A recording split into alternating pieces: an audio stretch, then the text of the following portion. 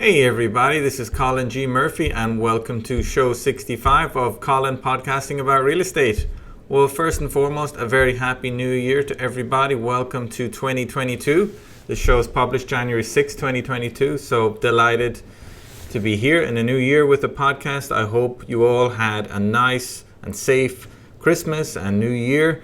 I'm keeping my fingers crossed. This is being recorded before Christmas, but my plan is to spend Christmas and New Year's in Ireland this year in Limerick, about 2 hours south of Dublin. I'm just hoping everything goes well, all our tests come back negative, that everybody stays safe, nobody gets sick, that we get there on time and arrive safe and sound at my parents' house. So hope that is the case. I'm sure it will be. I'm really looking forward to the trip back.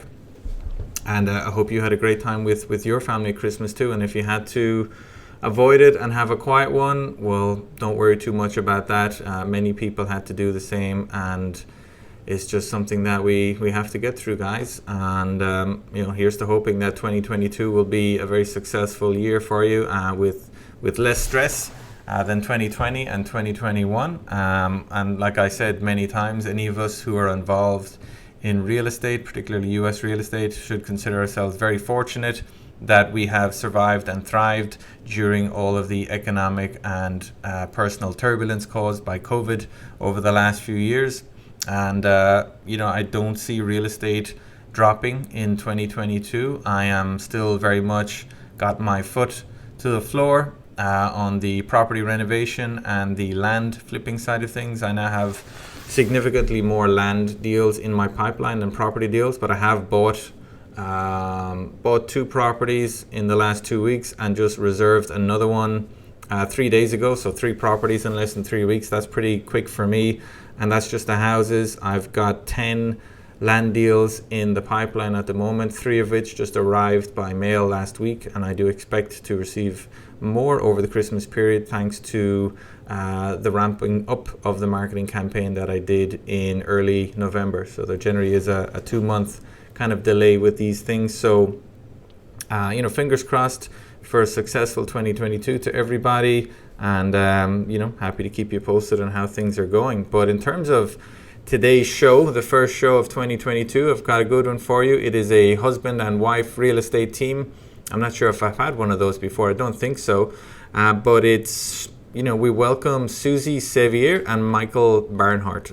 They're, like I say, husband and wife team who've built up a syndicated portfolio of 300 plus units in the American Midwest, just in a very short period of time during COVID, basically. And they've done it all from a base in the quaint and historic and very beautiful town of Cambridge in England. So buying hundreds of properties in the American Midwest from Cambridge, England. They're an American couple. Michael is currently active in the US Air Force, and he's studying for a PhD in the prestigious Cambridge University, so pretty smart guy, while his wife Suzy recently gave up a lucrative job in Biotech to focus on their real estate business full time. So these guys are a great example of what can happen when you take a joint decision to take massive action. And they literally did just take a decision literally in 2020 to take massive action and to change their lives completely and to start acquiring a ton of real estate.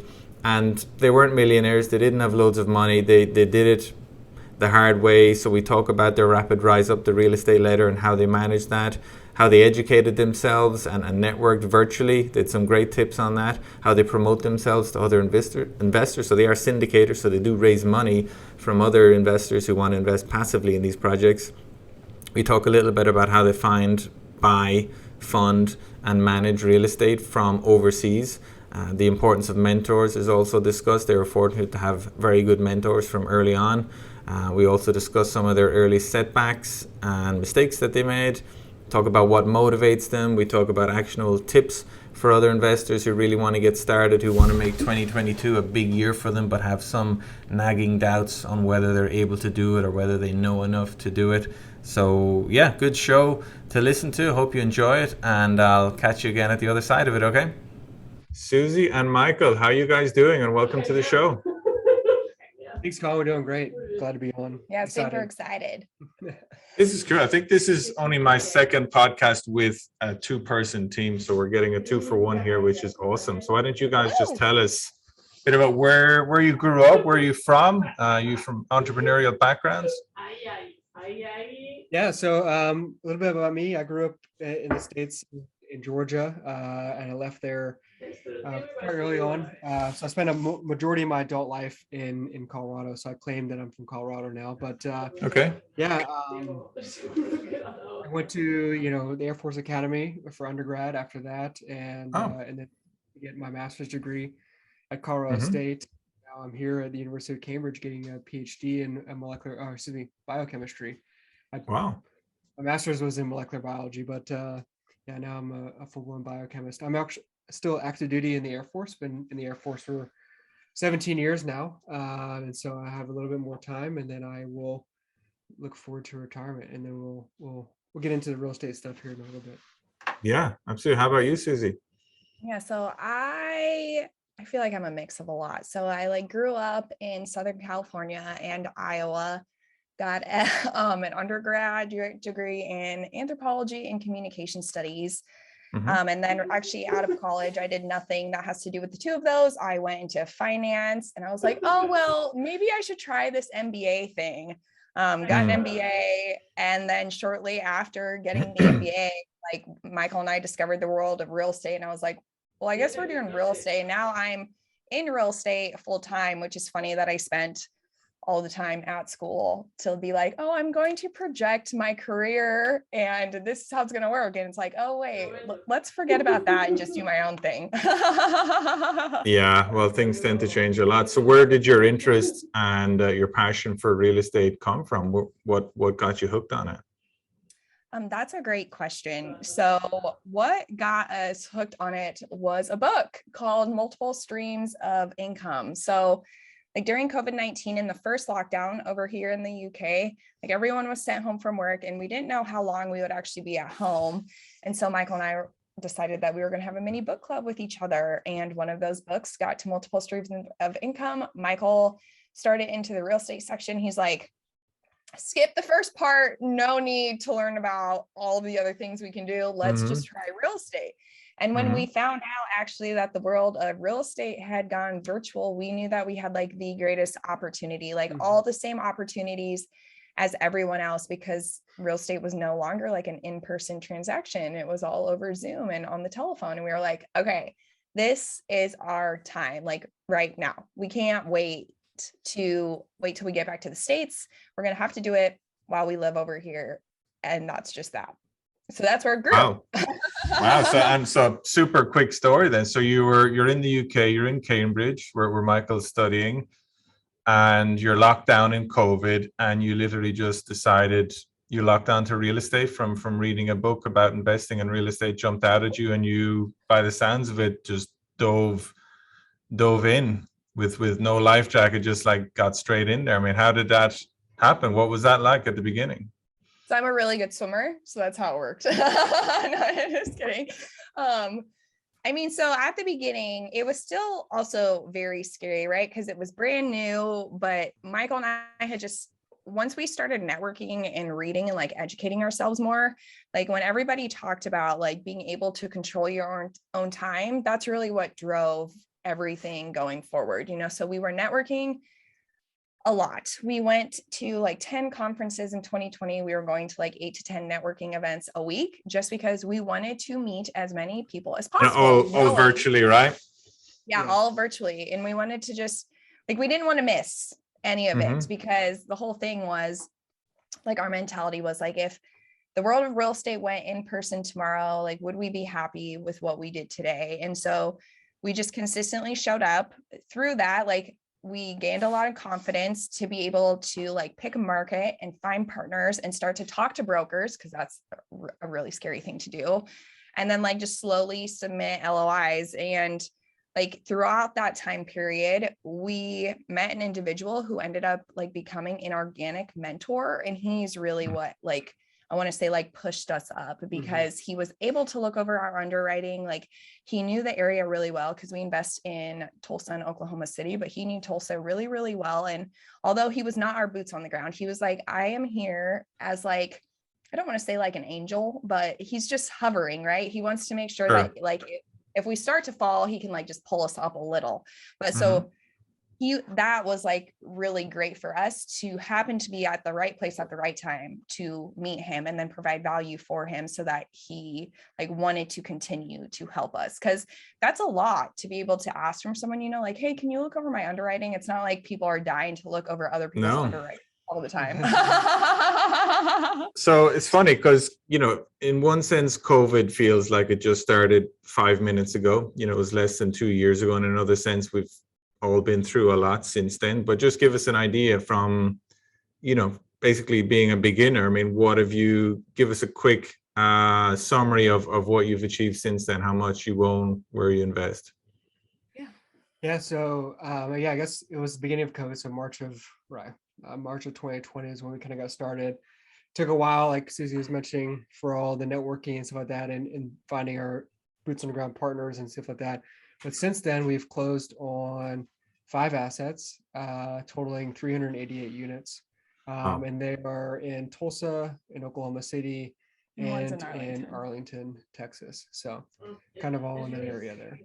That's pretty amazing, because, you know, some people might start doing a few rentals and then a few flips and then buying their first quadplex and then maybe going on to a 10plex or 20plex, or they might have been a realtor for a while, or they might have invested passively, just watching how it's done, or got a JV partner for the first 50 units and then gone on their own. But it looks like you just went straight in to be, were you literally the lead investor on your first ever deal? We were, yeah, and that was 88 units. Wow. Yeah. It was more of like, great. Because we had thought about doing a single family, and then like the market that we had been evaluating, like an inland hurricane went through, and we were just like, okay, we're not going to start over in single family. Like we had gone to an event and we had like a one-on-one with Whitney Sewell, and he had like just straight up said, like, you do not have to start single family, you can go straight into multifamily. So once that inland hurricane happened, we're like, okay, well, multifamily it is. You know, we're not, and it's just, once we heard more people talk about it, it's really just putting action into place. And I don't want to say it was easy to do, because it was not, and it took a lot of time, but like going in every day and saying like, these are all the things I need to hit in order to like maintain what I've got going is a huge part of it. And I even mean like an example of that is like, we were doing like 20 to 25 investor calls a week at one point, because we knew we had to grow an investor list to be able to raise capital. Because you didn't buy these 300 units using only your own money. Presumably you had to raise a lot of money from investors and then leverage up after that. Yeah, exactly. I'd love to be able to do that one day. Hey, one day, yeah. So what was it like starting a business during COVID? I mean, you're in the UK, you're setting up basically an American business to buy American assets. I mean, were you flying back and forth to set up bank accounts and LLCs? And I mean, how did you get through those? How'd you get over those hurdles? Yeah, I mean, I guess the biggest thing or the easiest thing for us was we have like an American post office here because of me being in the military. So like that was easy. So we have a physical American address. Okay. Yeah. And so that works. And then because of COVID, like everything went virtual. Like banks that weren't virtual, you know, didn't have a virtual component, now did. They're figuring out how to do that, right? They're figuring out how to do all the e-signing and DocuSign stuff, right? So like a lot of those documents that you had to be there physically in person to sign, now you can do it virtually. Yeah. And so that helped, you know, worked out in our favor as well. So, and then like so many other investors out there, right? Like they give out a free ebook or a guide. And so because Michael and I could not be there for due diligence, I just looked up as many like higher up syndicators that I could, like people who had been in the business a little bit longer. And if they had a checklist on due diligence, I downloaded it, and then I download somebody else's and somebody else's and somebody else's, and just like put them all together. So that when our, when our boots on the ground went there, it was like, okay, well, if this is what the top syndicators are looking after, I'm pretty sure we should look after the same exact thing. Wow.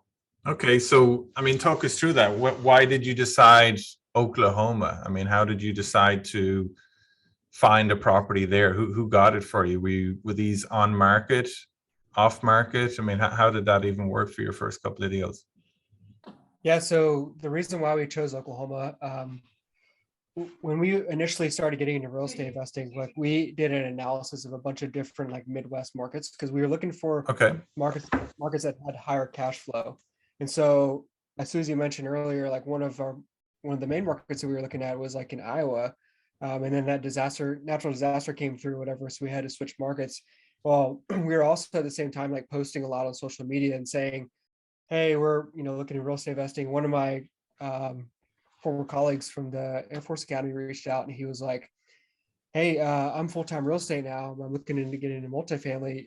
Let's have a chat." And so he's actually in Oklahoma City, and so that's Oklahoma City and Tulsa were two of the markets that we initially analyzed, and we thought, Okay. okay, these have really good cash flowing markets.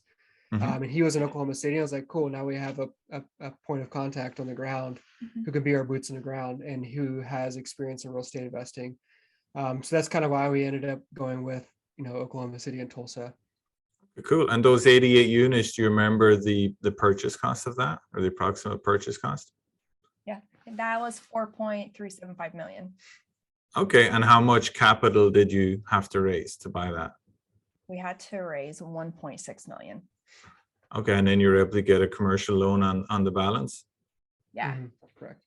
And so to attract 1.6 million, I mean, that's a chunk of change. And you guys are in the United Kingdom. Did you have what did you somehow use that to your advantage? Because you're obviously, there's a lot of syndicators out there looking for money to buy these projects. I mean, what was your USP to convince people to invest in you? So it's funny that you asked that. So like initially, right, we'd be in meetups, like Zoom rooms, and people would be like, "Oh, introduce yourself, where you're from." And Michael and I were like, "We're living in the UK," and it was always like, "What?" Mm-hmm. When we had to step back and think about like, how do we stand out? Like, what do we do that's different than people? It was just creating a lot of content. So we started off with writing blog posts, and now we like have a YouTube channel where we create videos and have a podcast. But initially it was just like blog article every week, newsletter that goes out, and just showing up at the meetups, because when people saw us, they knew that we were serious about it. And we got a lot of that feedback, like from newer syndicators and from people who'd been in the space for a while, right? Because you see a lot of people are very interested in real estate investing, but they dip in and they dip back out, and they dip in and they dip back out. But when people Sure. see the consistency within you, that's when they know that they can trust you. Mm-hmm. Wow. So you were the people that were investing in you, that they just found you on the internet. They weren't like friends and family or referrals from wealthy investors, or what kind of mix was it? Yeah, so we found out very quickly that it was not going to be our friends and family. So actually what we did was at meetup events and at conferences, like we would snip the screen and reach out to those individuals on LinkedIn and be like, "Hey, we didn't get a chance to connect at this meetup or at this conference, but I'd love to learn more about you." And that's how we like had one-on-one calls and then added people to our investor list. And that's why we had so many calls at the beginning, because we just knew we had to build it up. So a lot of our list at the beginning was other like syndicators who also just needed to passively invest in other people's Okay. deals. Awesome. And so are you limited to accredited kind of high net worth investors, or are you doing a mixture? Right now we're focusing on 506Bs, which allows for both sophisticated and accredited investors. So at this time we're because as was mentioned, like we were reaching out to as many people as possible, like because we're doing 506, you have to have that prior existing relationship. And so yeah, that's what we're focusing on right now, just because we have a lot of sophisticated investors on our list, and we like to help them as much as possible right now. So Perfect. And what's your minimum investment? Is it like 50,000, or and what's your average from it an does investor? depend on the deal for sure. Okay. Because there's a limit of sophisticated investors that you can have. So depending on the size of the raise, then we kind of do some calculations and how many accredited investors we think we're going to have. But typically somewhere between most of our deals are 50,000, but sometimes, on one deal we did offer down to 35, just to open the door for more people who are Okay. interested. And are you targeting kind of value add opportunities where you have to go and hire people to spruce up those kitchens and bathrooms and paint 50 of the 88 units? And there's a lot of manpower involved in that during the first year or two. Yeah, that is what we focus on. And we focused on that actually because like Michael and I wanted to approach real estate investing differently. And so like we really focus on a different ROI, and that's return on impact. So like beyond the traditional like apartment renovations, we had thought to ourselves, what else can we add to these apartments where people feel like it's actually a home? So initially, we like with our first two properties, we added in-unit washer and dryer connections, and then the washer and dryers also, just because that adds way more value to all of the residents than just changing out the carpet. A lot of people will keep their same home for a very long time, how it is. And so like, we just thought, especially during COVID, right? Like if investors are all in this to get like more time back, to have that time freedom, how can we actually give that to residents as well, instead of them like going to the laundromat and having to sit there and wait for their like laundry to be done? They can just go in and do it. But yes, we also have the like renovating apartments and then adding, I guess, just the additional rent that way. Nice. So return on impact, and that refers to the kind of the residents of all these units, trying to make it a little bit nicer for them to create that kind of long-term residency and low attrition.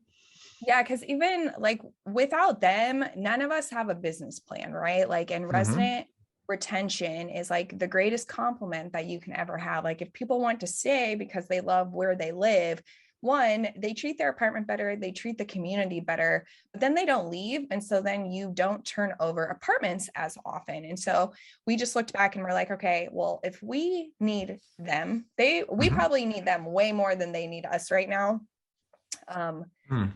So how do we do that? And even like at the end of our closings, when we close, we have our property management company like put out a survey, and besides the traditional, like, are you satisfied with your apartment? Like, what changes would you like to see? We had like, can you rate amenities? Because a lot of people will go in saying like, oh, these people have a lot of dogs, let's put in a dog park. And then we find out that they don't really want a dog park. Like that's not something that they're interested in. So it's like, okay, how can we figure out what they actually want? And you can come up with a variety of different solutions, like a dog park, a fire pit. I don't know what else we've picnic, whatever they can possibly want. But it's like, okay, well, let's just put it on them a little bit, so they also feel like they're involved in the decisions of their home. Okay. Wow. So that's, I mean, you've done a lot in 2 years, 5 projects, 300 units. I mean, it can't all have been easy, or can't all have been smooth sailing. I mean, do you recall any hard lessons you had to learn along the way, stuff that you won't be kind of doing again, or things you did wrong and fixed afterwards? Oh yeah, for sure. I mean, there's always issues, right? But I mean, which is with all investing. But anyways, like one thing that we kind of missed on one of the projects was like the previous owner went in and he painted over a lot of wood rot. Right. So when we were doing our due diligence, it looked legit. Like we're not gonna, I mean, when you do due diligence, like you don't typically go around and poke every single wall, right? Like no. And because you go in, you look at the apartment or whatever, and then you're like, okay, this flooring needs replaced, or these walls need painted or something like that. You don't typically go in and like touch the walls and make sure that they're actually solid and not like rotted, right? And so we knew there was some wood rot on the property for sure. We did budget for that, but then when we were going through the units and doing general turns that we had budgeted for, we're like, oh, hang on, there's like mold growing now because he painted over it and now it's growing through the paint and things like that. And so we've had to do some remediation like that, right? Obviously that takes precedence because we, again, going back to the impact thing, we want to make safe, affordable housing for our residents. And we're not just going to paint over wood rot and then put a resident in there. And so we're making sure that we do it right, which is costing a little bit more money than we expected. Sure. But something that we learned, we had some reserves, so that definitely helped out as well. So Yeah, I think another big thing too, actually, is that our the previous seller like also had his own property management company in-house. And so when it came to like asking for financials, like he had a 3-property portfolio that was all combined. So we kept getting the reasoning like, oh, well, all my properties go into one bank account, so I can't give you financials. He's like, but I'll sign the rent roll, everything, like I will verify that everything on this is correct. And the day we took over, we just found out that like, he was lying. Yeah, well, or that's how we interpreted it, right? Like, oh, we had a bunch of skips literally the same day that we took over because it looked like he was filling a property, or, hey, these people are actually way more delinquent than expected. I don't know. I'm not 100% sure how that happens. But so going forward, if somebody cannot provide all of the financials that we want and need, we just will not move forward with the property. So now we've learned a lot with the next 4. Yeah, you learn how to spot those red flags, and that's certainly a big one if the financials are fuzzy and mixing everything into one bank account. Yeah, because that's a good reason, right? Like all 3 properties go into one bank account. You're not going to be able to notice, but I should have we all could have just done a better job at like becoming creative and pressing for more options and just pushing back harder. Well, you live, you learn. So what's your team look like now? What kind of people have you got working with you to manage these acquisitions and day-to-day operations? Yeah, so we have a really awesome property management company. And that's another reason why we bought such large properties to begin with, is because since we're overseas, we want to be able to have a full-time maintenance and a full-time manager like on site all week long, carrying out the business plan that we've developed, right? And having smaller properties is a little bit more difficult, especially from overseas. But like just carrying out the business plan and stuff like that. And so we have on-site maintenance in all of our properties. The property management company is very aligned with our values as well. They're very resident first, and then profit second, or whatever. Just like we are. And so we have them. We have some boots on the ground partners, couple of partners now in the area that if needed can go to the property whenever we want. And then Suzy travels back quite a bit now to our properties just to check on them and see how things are going. So you do that, you fly back and forth 3 or 4 times a year or whatever, just to walk them and meet your key people? Yeah, once a quarter. Yeah, and I was going to say, like, even with our property manager, she was not like the first property management company that we talked to, right? Like we talked to 5 or 6 before we chose her, just because that's huge too. Like you see bigger names in the space, but like if you don't have that like immediate like connection with them, like there's no reason not to put in that little extra bit of work in order to interview another one, because the interviews are really not that long when you look at it in hindsight, right? Like I'm so happy that we interviewed 3 or 4 more property management companies in order to not have like hours of heartache, like trying to fix a property that a property manager can destroy. Because not that they destroy it, but if you just have the wrong people in place, like your occupancy can dip significantly, and that's obviously something none of us really want. No, not at all. And as you're based in the UK and you're about 6 hours or so behind where your properties are, how do you manage your time? Are you working late into the night, making phone calls with property managers and attorneys at 11 p.m? What are you doing? Are you taking the mornings off to just exercise and have fun around Cambridge? What's your calendar like, or what's your day-to-day like? I'm curious. So initially our calendar was horrible. It was like real estate in the morning, regular work, like through the 9 to 5, and then real estate at night. And just because of that, right? So like when it's 6 p.m. here, it was noon in our market, which means we could be on the phone forever. So during an acquisition, we were definitely up much later than we wanted, but it was just work. Again, just for the same reason too. Like we were still partially in a lockdown for a very long time, and we just wanted to, we couldn't go anywhere. So that was a big reason why too. We didn't have boundaries. But now that I have specifically, left my job to go into real estate full time, now we definitely try not to, our mornings are definitely open. We're not taking calls in the morning. We're not getting up right away to underwrite a property. But the night, we have a lot of nights blocked off, but there are still nights where we're not like, oh, we're not going to talk because it is no longer during a time that works for us. Like, we still take calls. We will still network. We will still talk to a vendor if we need to. It's just definitely not all of the time like it used to be. It was literally, Sunday through Saturday it was all real estate. Yeah, 5 a.m. to midnight. Yeah.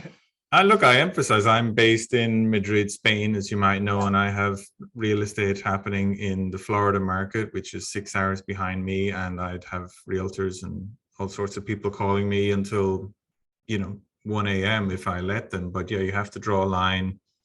I do answer a lot of text messages in, late into the evening. I have hired a VA to kind of take over my phone calls and emails from kind of 3 to 7 p.m. Florida time, which is kind of 9 p.m. to 1 a.m. my time. So that helps. But you're right, you have to kind of put those controls in yourself. Otherwise, you're on call all the time. And that's not the reason we give up day jobs to do this, is it?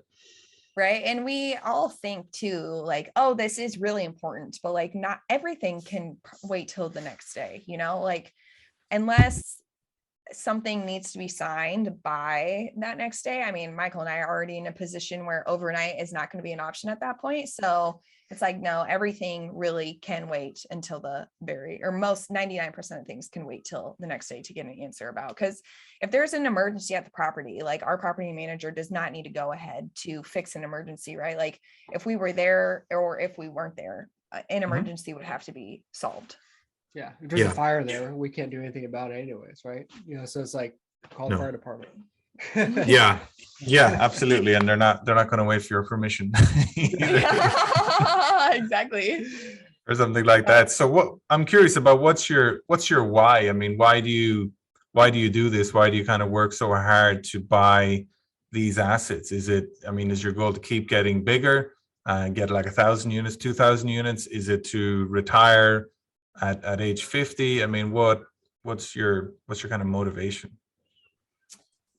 Yeah, so there's a lot, actually. So initially it was like when Michael and I spent so much time together during the lockdowns, it was like, okay, how can we continue this? Like, what do we have to do in order to make it so that you can work from home one day as well?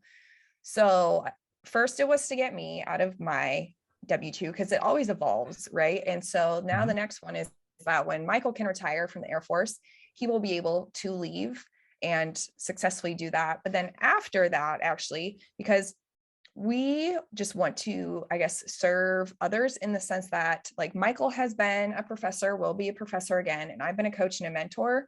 So like we thought to ourselves, how can we continue our love of education, but outside of a traditional classroom? Because inside a classroom is where Michael and I, again, would be stuck in a traditional 9 to 5. And that's what we're trying to get out of. So we actually want to go and live in like third world countries because we love traveling and we love being part of different communities and like live there, stay there for as much time as we need and like figure out what that community actually needs, again, by like talking to them. Nothing of this is assumed. And like, if we can build a well, we'll do that. If we can build a school, we'll do that. If we can build an orphanage, that we'll do that. Like, we just want to be able to help put an infrastructure in place for them to have a better place to live. Because even with basic education, because like a school would be our number one choice. But again, like if a school doesn't fit in that area, we would have to help them a different way. But basic education solves so many problems, just basic education, you know, and I'm just blown away how so much of that is lacking on, you know, especially this side of the world. And that is like how we want to be able to give back to others. That's and fantastic. Then in the process, Michael and I then are spending that time together that we wanted, and then also traveling like we've always wanted to do more of. Okay, so you use real estate both for the wealth and the passive income, and then using that extra time you have from the passive income coming in and using that wealth you make to make a difference in other places with less fortunate societies. I love that. That's great. That's very inspiring. Thanks, Colin. Yeah, it's just like we read a book and it's called The Slight Edge, and it was talking about like being 1% better every day and how that's like a compounding effect.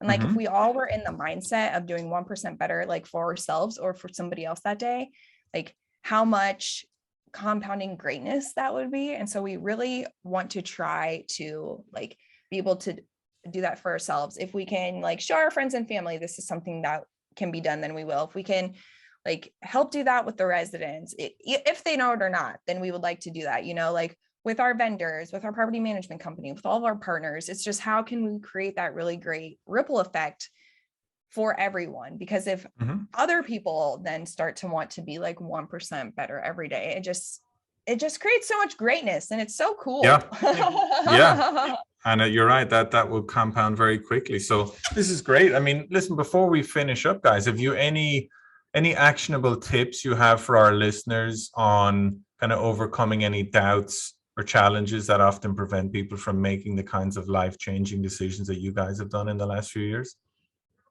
I think the biggest thing for me and for us was just getting in rooms with people who are doing the things you want to do, because that did it for me. Because you asked early on, very beginning of this podcast, like it's very scary, right? This whole thing getting started and stuff like that. Like, and how did you do that? We talked a lot about networking, getting in those rooms and surrounding yourself with those people who are doing the things you want to do. Because once you get in those rooms, you see people who look like you and act like you and talk like you. You're going to be like, hey, if that guy or that gal can do it, why can't I do it? And it's going to build your confidence and expand your mind. And so that's my number one tip, I think, is just get out there, surround yourself with the people who are doing the things you want to do, and you'll be surprised. You'll start doing those things pretty soon after that. That's great. It's great advice. And like I say, too many people look at a ladder and they think, I don't know how to get onto step 8 or 9, but you just get started, right? You just talk to people, network, and take it step by step. Like you guys wouldn't have known how to manage 300 units 2 years ago, but look where you are now. Exactly. Right? No, it's true. Yeah. And when you like, it's just great what it does.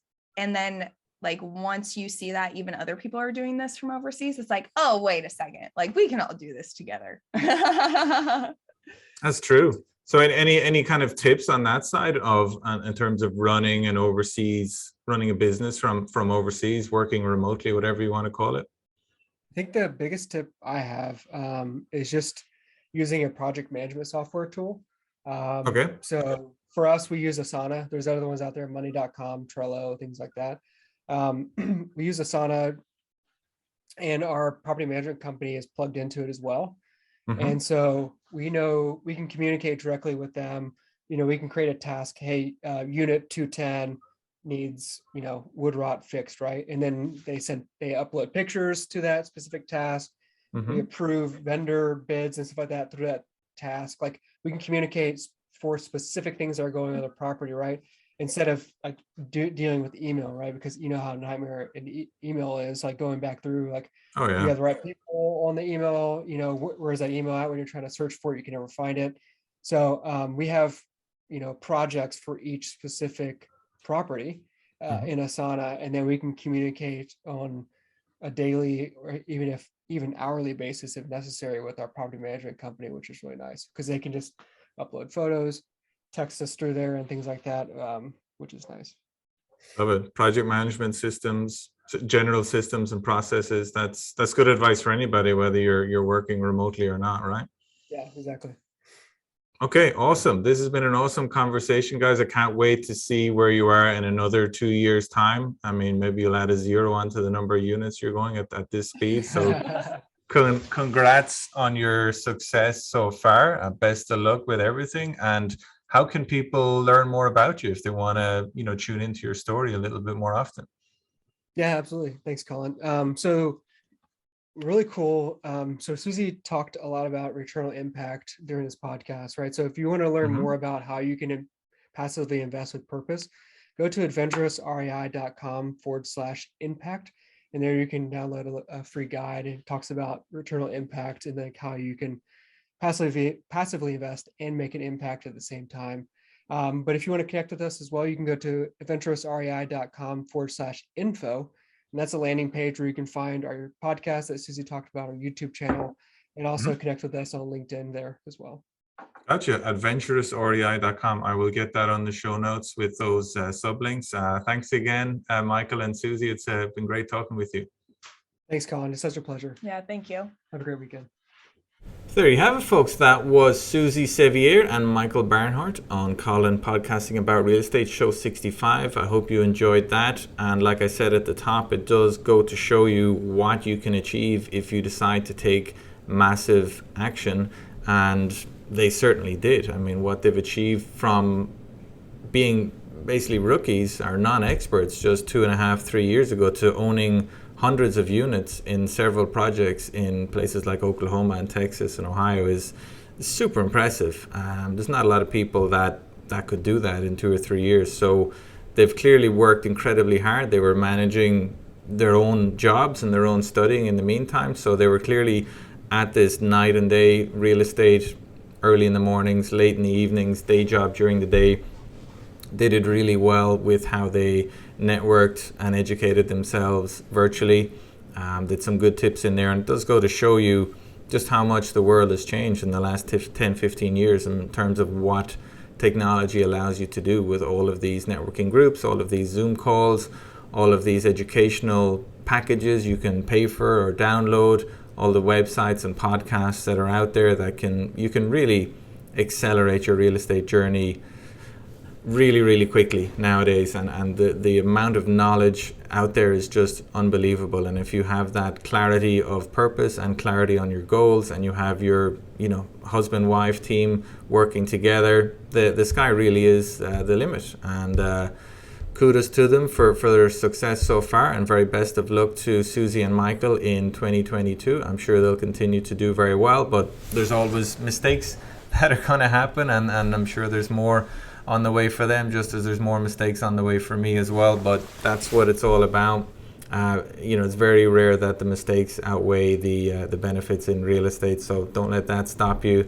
Don't let any early setbacks stop you. I think that developing that resilience and just having that sense of purpose and having something to aim for will get you through pretty much anything. And you'll come out the other side smiling if you've got that grit to keep battling through it. And real estate has been incredibly rewarding over the last 12 years. We've pretty much had a real estate boom in the US since 2011, and we're in 2022 now, so that's a hell of a run.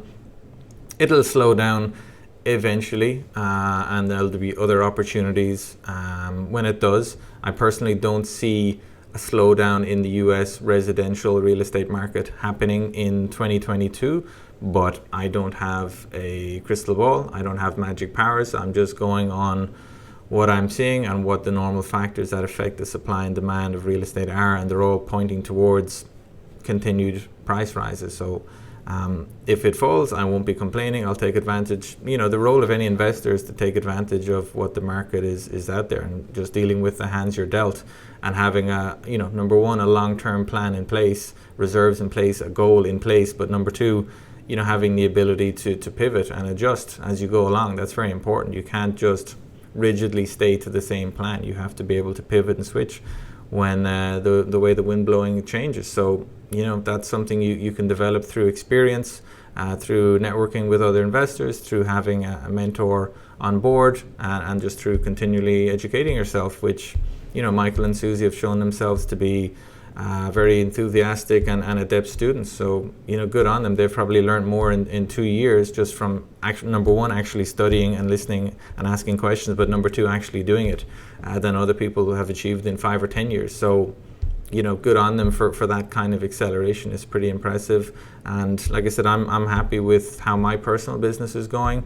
Bought 3 houses in the last few weeks. I've 10 plus lots under contract now. I've started buying slightly higher value lots as well. Before, most of the earlier ones I sold last year were kind of sold for 15 to 25,000. Now I'm more in the kind of 60 to $100,000 resale range. So same amount of work and obviously proportionately more gross profit. So That's one of the good things about real estate. You can constantly be tweaking your business plan and trying out new things. So if you have any questions, or if you think I can help you in any way with that, feel free to reach out to me. Just go to colininvestments.com and click on the contact me button on the top right. You'll also find all the other 65 podcasts on that website in video and audio format, and obviously they're available on all your usual podcast platforms as well. And if you are enjoying this show, please do give it a rating or a review. I would appreciate that. Or if you're able to share some of my video clips on social media, that would be a great way of getting the word out as well. But Happy New Year. Again, welcome to 2022. Hope it's going to be a fantastic one for you and your family and your business partners. And I will be back soon, guys, with show 66. Until then, this is Colin Murphy signing out. Take care. Bye-bye.